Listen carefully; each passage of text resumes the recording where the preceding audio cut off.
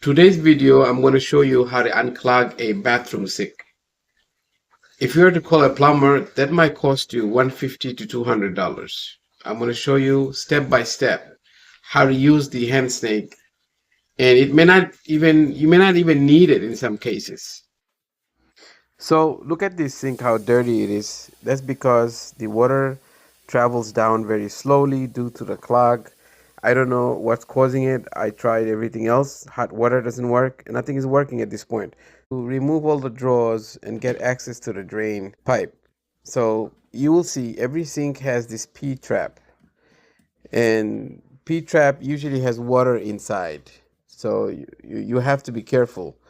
Otherwise, you're going to get the dirty water everywhere. It helps to have a container on the bottom to collect any dirty water that's trapped into the P trap.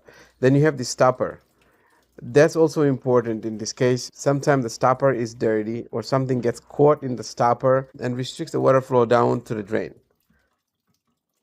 And look, you pull out the stopper and sure enough, there's something in there. I'm sure that is the problem that caused the clog.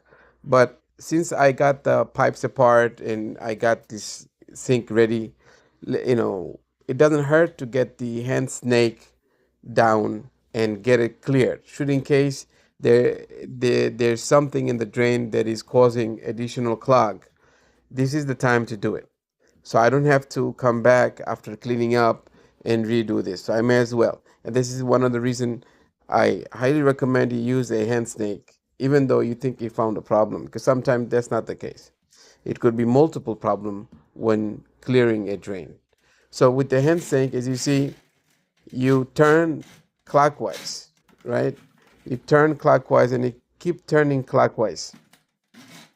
And as you turn clockwise, the snake will go down and you keep feeding the snake into the drain. And as you go and you hit something and it doesn't go anymore, right? So you lock it and then you keep turning clockwise. Eventually it will pass. And when it passes, you will see the snake goes down and you keep feeding it down to the drain. You do this until you're satisfied. Now we are retrieving it. And when you're retrieving it, you want to make sure you're still turning clockwise. Because whatever you caught, you don't want to release it. So keep turning clockwise and clean the snake while you are putting it back into the container or back into the hand snake. So you see I'm pulling with slight pull. I'm also turning clockwise because I don't want to lose whatever I caught. And you keep on doing that slowly and you keep on cleaning it until you get the complete thing inside, and then do your job cleaning it. In this case, I didn't have anything in the drain, so nothing got caught, which was a good thing. Had something got caught, I would have to spend more time cleaning. So now I'm cleaning it right now. It's a new hand snake. The lubrication is there. Later on, maybe I will lubricate it with grease or something so rust doesn't happen. Right now, my goal is to get rid of the gum and any kind of residual water so rust doesn't happen. All right, it's time to put the stopper back on. And the stopper sometimes gets tricky. Sometimes, aligning the snake eye onto the stopper is difficult. So what I find is I just like to drop the stopper into the sink, and then I use the stopper here to go into the hole, and then you screw it back in. But since you take it out, clean it, because sometimes the debris in it cause restriction on the pipe and you have bigger problem than you need to. So now what I did was I had already put the stopper on the sink just like that, and then I was able to get into the hole right away. So now when you move the handle, you could see the stopper go up and down. That means it's in place.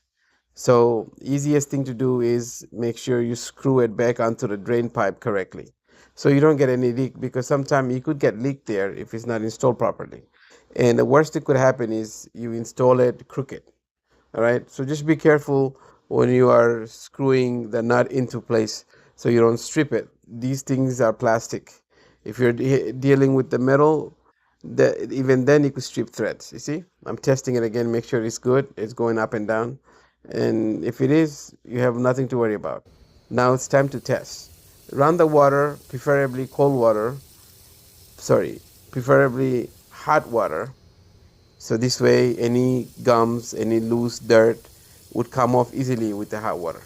So let it run for a while until you get complete satisfaction. Then you take a rag and clean all the water or anything else that might be on the pipe, because now you're going to do a leak test. All right, you want to make sure everything is tight. So you take a tissue and rub it around all the joints to see if the tissue gets wet. If it's wet, then you might have some slight leak. If not, you did your job. Not everything is dry. You have nothing to worry about. That's how I check, anyways. If you have any other suggestion, let me know. And don't forget this dirty stuff. You could always flash it, because the drain pipe on the toilet is 4 inch or 3 inch in some cases. You could just flush it as long as it's not heavy stuff. You could flush it down, and then you don't have to worry about clogging the sink. And of course, put everything back. And look, this water is draining so fast. It feels good because you got a job done. You don't have to call a plumber. So over the years, I find the best way to clean the gunk stuck on the sink after a heavy clog sink is use a spray with bleach agent, and that does the job very quick. Sure, you like this video.